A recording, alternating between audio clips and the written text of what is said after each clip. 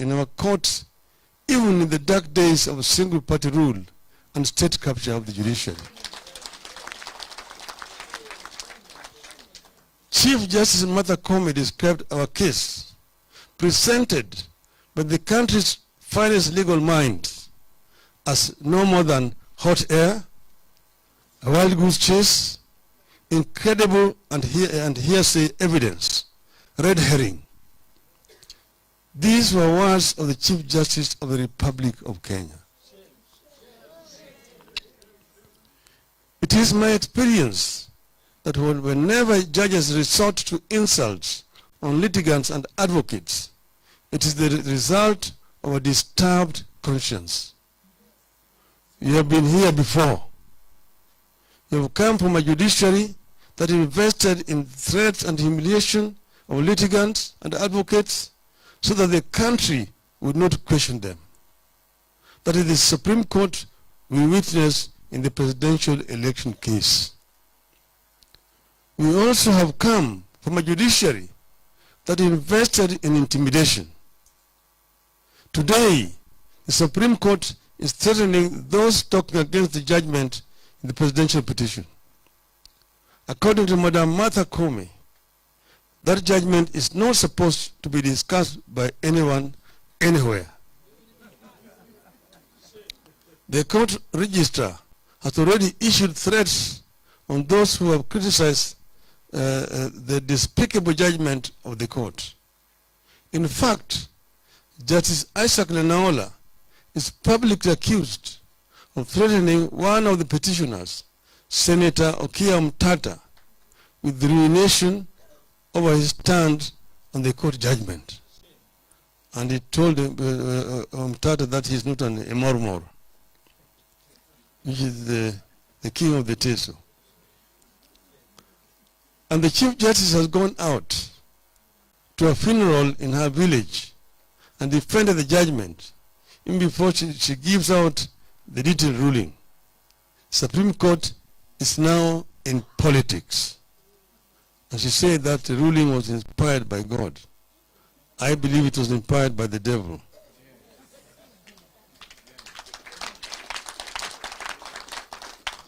From our history as a country, we know this is an indication of a very disturbed conscience.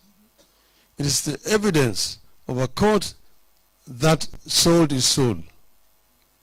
The actions of the Chief Justice are clearly sycophantic.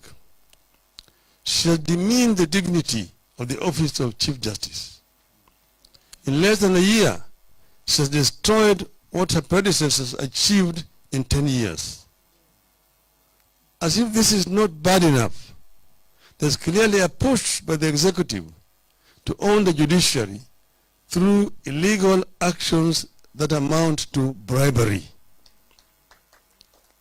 That is the reason for the rush to appoint 6 judges and to allocate money to the judiciary. That is the reason for the rush by the executive to allocate specific amount of money to the judiciary. Financial allocation to institutions and state agencies is done by Parliament based on a scrutiny of budget proposals presented by the institutions. In this case, the executive has given itself that role. It is a plain attempt to capture the judiciary through bribery. How else do you say, I'm going to give the judiciary every 3 years, I'm going to increase your budget by 3 billion shillings. How do you know how much the judiciary requires this year, next year, 10 years from now?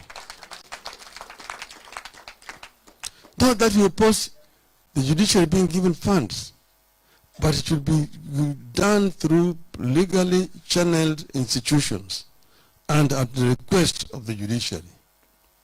As I stated throughout the campaign, we believe in the rule of law and democracy.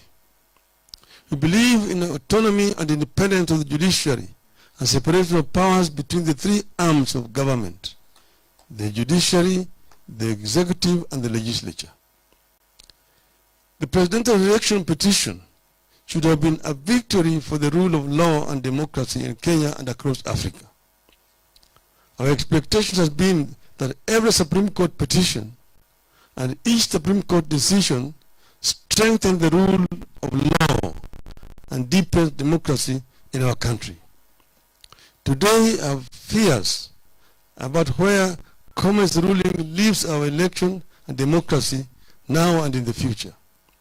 And I'm told they're saying that, 2017, we did give them a ruling in their favor by dismissing, by nullifying the election of our sitting president, and then they refused to run in the subsequent election which had been ordered by the judiciary. We did not refuse. We demanded of the IBC to rectify those mistakes which had led to the nullification of the elections. And they refused to do so. So us participating in the subsequent election would have meant doing the same thing, the same way, expecting different results. That is the reason why we refused to participate. And it was after a lot of soul searching, and the country knows the details. But this is how it starts. We know how it will end and what the cost of it will be. In the 1960s and 70s, it started as a war against specific individuals and communities. By the time it was full bloom, no Kenyan was safe from the state terror. It has started again. You have three urgent tasks that we must not fail in, and on which we must embark on immediately. One, save the judiciary, which is offering itself for state capture. Two, transform and reform the IBC and make it capable of conducting credible elections.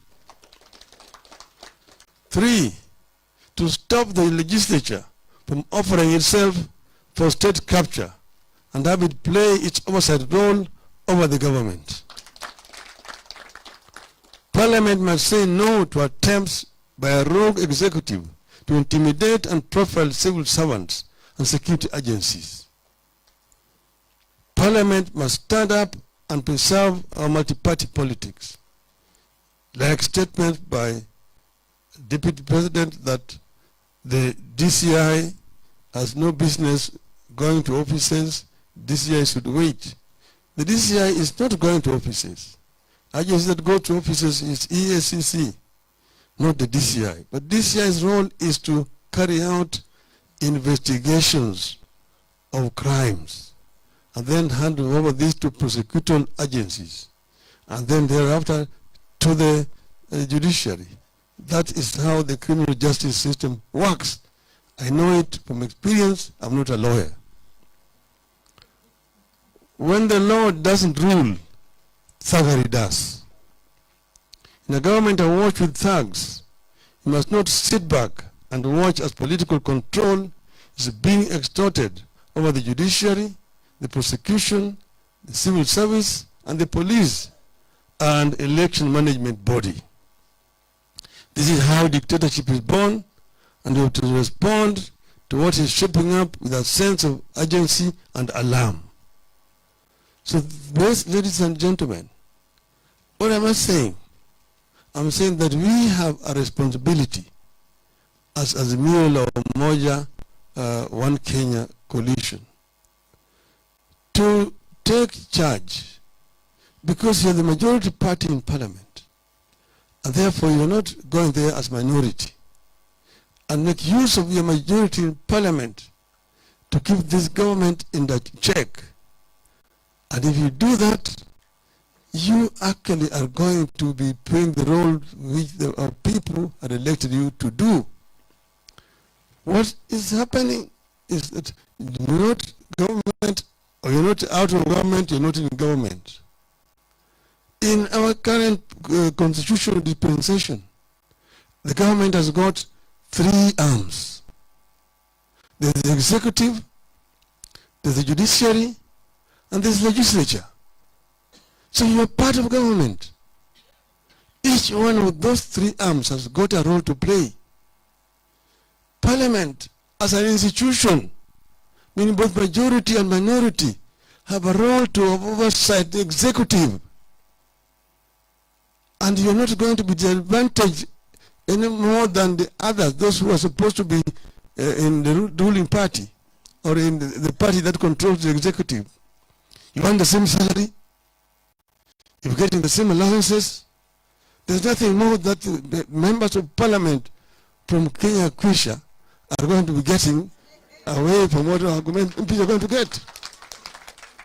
So what do you want to prostitute yourself to go and say, I want to be in government? Which government? The legislature has got, it's part of a government. It's another arm of government. And therefore you have a role to play as a legislature. Therefore don't somebody come to tell you, come to government. Which government? Do you want to become a minister in government? Is it going to make you a cabinet minister? That's when you become part of the executive, not part of the government, because the government includes also the legislature. So our members should walk tall and proud that you're a member or a member of parliament.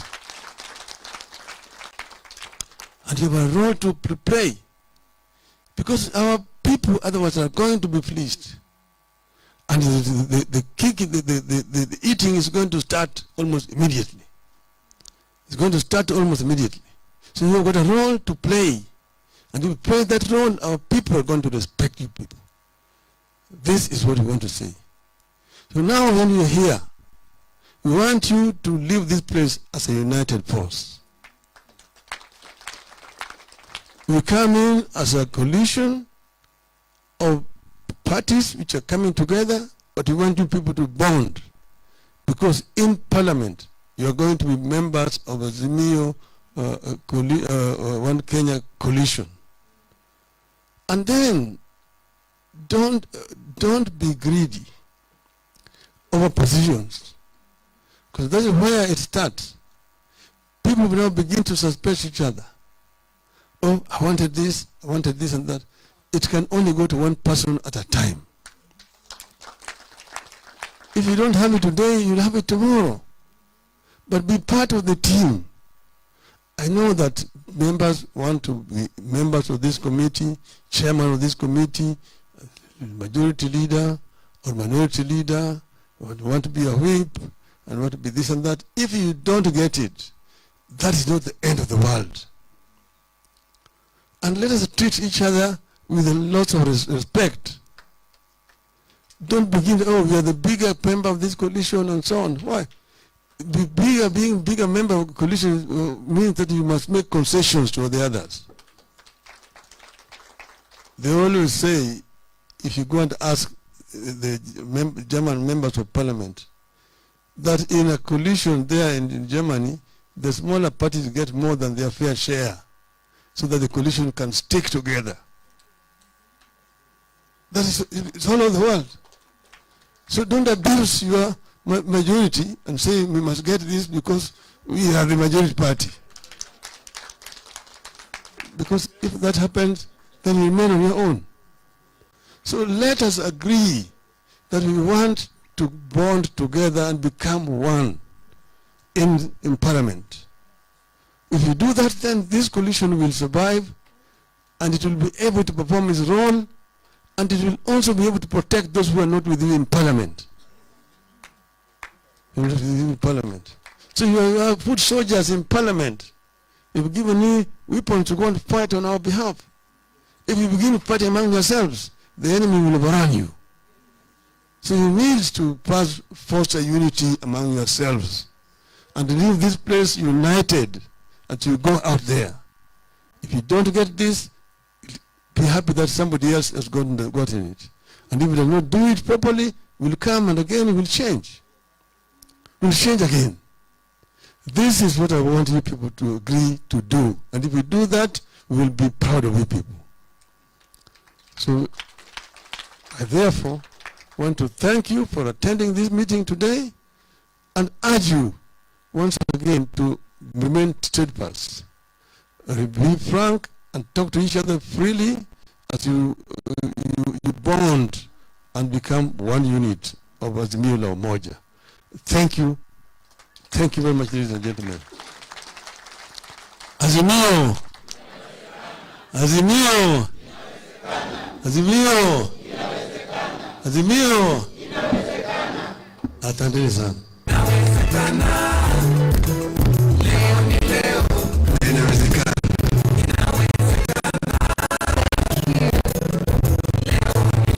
Thank you very much. I don't think he deserves that hand clap. Can we do it?